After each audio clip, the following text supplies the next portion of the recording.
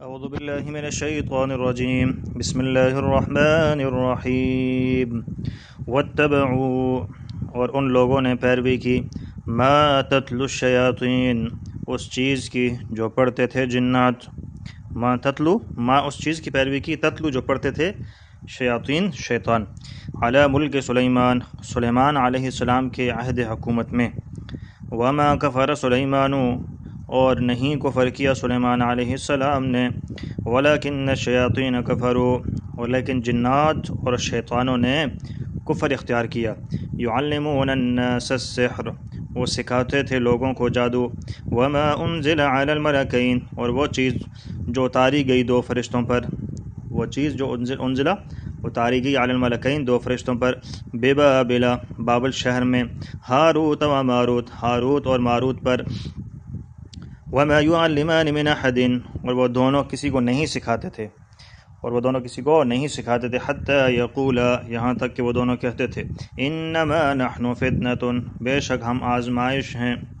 فلا تکفر پس تو کفر اختیار نہ کر فیتعلمون منہما پس سیکھتے تھے لوگ ان دونوں سے کن دونوں سے ہاروت اور ماروت سے ما وہ چیزیں سیکھتے تھے یفرقون بہ کہ اس کے ذریعے سے تفریق کرتے تھے بین المرء و زوجہ مرد اور عورت کے درمیان وما هم بضارین بہ اور وہ نہیں نقصان پہنچا سکتے بہ اس جادو کے ذریعے من احد کسی کو بھی الا باذن اللہ مگر اللہ تعالیٰ کے حکم سے وَيَتَعَلَّمُونَ اور سیکھتے ہیں ما يضرهم وہ چیز جو ان کو نقصان پہنچاتی ہے ولا ينفعهم اور ان کو نفع نہیں دیتی وَلَقَدْ عَلِمُوا البتہ تحقیق وہ جانتے ہیں لمن اشتراہ البتہ وہ شخص جس نے جادو کو حاصل کیا ما له فی الآخرۃ نہیں ہے اس کے لیے آخرت میں من خلاق کچھ حصہ وَلَبِئْسَ مَا شَرَوْا بِهِ أَنفُسَهُمْ اور البتہ بری ہے وہ چیز جس کے بدلے انہوں نے اپنی جانوں کو بیچا وَلَبِئْسَ اور بری ہے ما وہ چیز شروا بھی کہ جس کے بدلے انہوں نے بیچا انفسہم اپنی جانوں کو لو کانوا یعلمون کاش کہ وہ جانتے ولو انہم آمنوا اور اگر بے شک وہ لوگ ایمان لے آتے واتقوا اور اللہ تعالیٰ سے ڈرتے لمثوبۃ من عند اللہ خیر البتہ بدلہ ہے اللہ تعالیٰ کی طرف سے بہتر لو کانوا یعلمون کاش کہ وہ لوگ جانتے صدق اللہ العظیم۔ اس سے قبل جو اہل کتاب تھے ان کے جو بڑے کتاب کے ماہر عالم جن کو کہتے ہیں مولوی پیر کہتے ہیں وہ جادو کیا کرتے تھے اور اس کے ذریعے جب کرتب کرتے اور عوام کو کہتے کہ یہ ہماری کرامت ہے۔ عوام بڑی چونکہ سطحی ذہن کے لوگ ہوتے ہیں عجیب و غریب قسم کی جب چیزیں دیکھتے ہیں تو وہ کہنا شروع کر دیتے ہیں کہ ہاں واقعی یہ تو پہنچے ہوئے لوگ ہیں، تو اس طریقے سے انہوں نے لوگوں کے ذہنوں کو بگاڑ دیا، عوام کے جو ذہن تھے انہوں کو بگاڑ دیا۔ پھر وہ اس جادو کی جو کڑی تھی وہ حضرت سلیمان علیہ السلام کے سامنے ملاتے کہتے کہ یہ ان سے نقل ہوا چلا آ رہا ہے یہ جادو جو کچھ بھی ہم کر رہے ہیں، حالانکہ وہ تو حضرت سلیمان علیہ السلام تو معصوم پیغمبر تھے، وہ ایسا برا کام کب کر سکتے ہیں؟ چنانچہ اللہ تعالیٰ نے اس بات کی تردید ان کی اور فرمایا وَاتَّبَعُوا مَا تَتْلُو الشَّيَاطِينُ ان لوگوں نے پیروی کی ہے اس چیز کی جو پڑھتے تھے شیطان جنات۔ سلیمان علیہ السلام نے جادو نہیں سکھایا، یہ جو کہتے ہیں سلیمان علیہ السلام نے یہ جادو ہمیں سکھایا، انہوں نے نہیں سکھایا، تو معصوم پیغمبر تھے، یہ تو شیطان کی پیروی کرنے والے تھے، جو شیطان پڑھتا تھا جنات پڑھتے تھے اس کی پیروی کرنے والے تھے۔ علی ملک سلیمان علیہ السلام کے عہد حکومت میں جب حضرت سلیمان علیہ السلام بادشاہ تھے اللہ تعالیٰ نے ان کو انسانوں، جنوں، جانوروں، پرندوں پر بھی بادشاہی کا حق ان کو اللہ تعالیٰ نے عطا فرمایا، اور وہ تو جانوروں اور پرندوں کی بولیاں بھی جانتے تھے، اور اس زمانے میں جنات انسانوں کو بعض دفعہ جو ہے نا وہ نظر بھی آ جاتے تھے۔ تو یہودیوں کے جو بڑے عالم وغیرہ تھے انہوں نے اس جادو کی پیروی کی ہے کہ جو جنات پڑھا کرتے تھے، اور یہ تو کفر کی بات ہے۔ وما کفر سلیمان اور سلیمان علیہ السلام نے تو کفر نہیں کیا ہے، ولکن الشیاطین کفر لیکن جو جنات اور شیاطین تھے انہوں نے کفر اختیار کیا تھا۔ یعلمون الناس السحر وہ سکھاتے تھے لوگوں کو جادو کفر ہے۔ حضرت سلیمان علیہ السلام نے جادو نہ سیکھا اور نہ سکھایا، یہ چیزیں جنات اور شیاطین سے نقل ہوتی یہ چلی آ رہی ہیں۔ اسی طرح کرامت اور معجزے کا بھی ان سے کچھ تعلق نہیں ہے، اور جس آدمی سے کوئی عجیب و غریب چیز ظاہر ہو تو اس کو ولی نہیں سمجھنا چاہیے۔ یہ نہیں کہ اس سے عجیب و غریب قسم کی جو چیزیں ہیں نا وہ ظاہر ہو رہی ہیں لہٰذا یہ اللہ کا ولی ہو گیا، پھر تو جو دجال ہے یہ تو رئیس الاولیاء ہونا چاہیے، اس جیسی عجیب و غریب حرکتیں کون کر سکتا ہے؟ وہ بارش برسنے کا حکم دے گا، بادل اکٹھے ہوں گے، بارش برسانی شروع کر دیں گے، زمین پر پاؤں مارے گا، زمین سونا چاندی یہ باہر نکال دے گی، چیزوں کو اپنے پیچھے چلنے کا اشارہ کرے گا، ساری چیزیں اس کے پیچھے چلنا شروع ہو جائیں گی۔ تو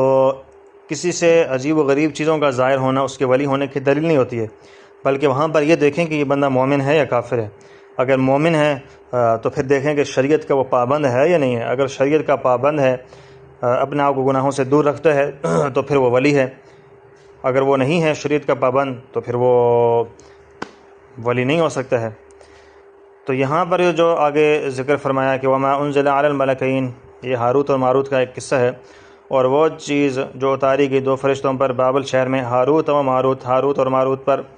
بابل یہ ملک عراق کا ایک بہت بڑا شہر تھا اور اس کی بڑی خاصی آبادی تھی، اور بابل شہر کے اندر جادو کا ایک بڑا زور تھا، جیسے ہمارے بعض علاقوں میں بڑا ایک زور ہوتا ہے جادو کا۔ تو یہ جادو کرنا قطعاً کسی طریقے سے جائز نہیں ہے۔ جائز طریقے سے اگر وہ عمل کریں اس میں کوئی قباحت نہیں ہے، جیسے کہ دم کر دینا، تعویذ کرنا، اس میں کوئی حرج نہیں ہے، لیکن جادو کرنا یہ ٹھیک بات نہیں ہے، یہ غلط ہے۔ تو فرمایا یہ جو فرشتے تھے یہ تمہاری آزمائش کے لیے بھیجے گئے ہیں۔ وما يعلمان من احد، اور وہ دونوں کسی کو نہیں سکھاتے تھے، حتی یقولا، یہاں تک کہ وہ دونوں کہتے تھے، انما نحن فتنة فلا تکفر، کہ بے شک ہم آزمائش ہیں، فلا تکفر، کفر اختیار نہ کرو۔ مگر اس کے باوجود لوگ ان سے سیکھتے تھے اور انہوں نے لوگوں کو کچھ چیزیں بتائیں جو منتقل ہوتی چلی آ رہی ہیں۔ تو اللہ تعالی نے فرمایا کہ فیتعلمون منہما، پس سیکھتے تھے لوگ ان دونوں سے، ما یفرقون به بین المرء والزوج، کہ جس کے ذریعے سے وہ تفریق کرتے تھے مرد اور عورت کے درمیان۔ تو فرمایا یفرقون به بین المرء والزوج، تو وہ ان جادو کے ذریعے سے وہ کیا سب سے بڑا کام وہ کیا کرتے تھے جی؟ میاں بیوی کے درمیان جو ہے نا وہ تفریق ڈالتے تھے، ایک دوسرے سے جدائی ڈال دیا کرتے تھے، چونکہ ان کو پتہ ہے کہ معاشرہ جو بنتا ہے وہ میاں بیوی سے بنتا ہے۔ اگر ان کے درمیان اتفاق نہیں رہے گا، باہمی مشاورت سے آپس میں پیار محبت کے ساتھ نہیں رہیں گے اور زندگی ایسے بسر نہیں کریں گے، تو آگے جو ان کا معاشرہ بنے گا، چونکہ انہیں کو دیکھ کر بننا ہے، تو معاشرے کا وجود بھی ایسا ہی نمودار ہوگا اور ایسا ہی رہے گا۔ تو ضروری ہے کہ میاں بیوی کا آپس میں اتفاق اور اتحاد کے ساتھ رہنا، پیار محبت کے ساتھ رہنا، یہ ضروری ہے، وگرنہ آنے والا معاشرہ بھی خراب ہو سکتا ہے۔ تو آگے فرمایا لا یعصون اللہ ما امرہم، رب تعالیٰ ان کو جو حکم دیتا ہے وہ اس کی نافرمانی نہیں کرتے۔ فرمایا وما ہم بضارین بہ من احد، اور وہ نہیں نقصان پہنچا سکتے جادو کے ذریعے کسی کو، الا باذن اللہ، مگر اللہ تعالیٰ کے حکم سے۔ اللہ تعالیٰ کا حکم نہ ہو تو جادو میں کچھ اثر نہیں ہوگا۔ ہر چیز میں جو مؤثر حقیقی ہے وہ اللہ تعالیٰ کی ذات ہے۔ آگ کا کام ہے جلانا، ابراہیم علیہ السلام کو آگ میں ڈالا، جلایا؟ بالکل نہیں جلایا، گلے گلزار بن گئی، ٹھنڈی اور سلامتی والی ان کے اوپر ہو گئی۔ زہر کا کام ہے اللہ تعالیٰ، زہر کا کام ہے بندے کو مار دینا، مگر حضرت خالد بن ولید رضی اللہ تعالیٰ عنہ نے چلو بھرا اور اس کو کھا لیا۔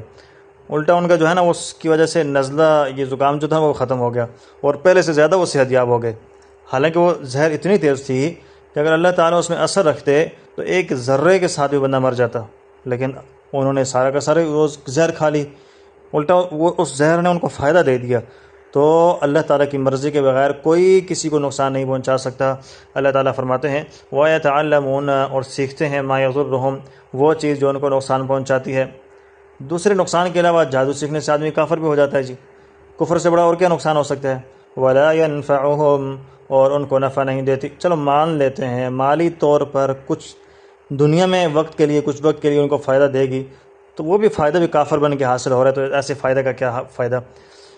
وَلَقَدْ عَلِمُوا، اور البتہ تحقیق وہ جانتے ہیں، لَمَنِ اشْتَرَاهُ، البتہ وہ چیز جس نے جادو کو حاصل کیا، مَا لَهُ فِي الْآخِرَةِ مِنْ خَلَاقٍ، نہیں ہے اس کے لیے آخرت میں کچھ حصہ، وَلَبِئْسَ مَا شَرَوْا بِهِ أَنفُسَهُمْ، اور البتہ بری ہے وہ چیز جس کے بدلے انہوں نے اپنی جانوں کو بیچا، لَوْ كَانُوا يَعْلَمُونَ، کاش کہ وہ جانتے۔ تھوڑے سے فائدے کے لیے، دنیا کے فائدے کے لیے کفر اختیار کر دیا، ایمان ضائع کر دیا، آخرت برباد کر دی۔ جادو سے بچنا ہے، اپنے آپ کو جادو سے بچا کے رکھنا ہے، کوئی فائدہ نہیں ہوتا دوسروں کا نقصان کرنے سے، خود بندہ پریشانی میں مبتلا ہو جاتا ہے۔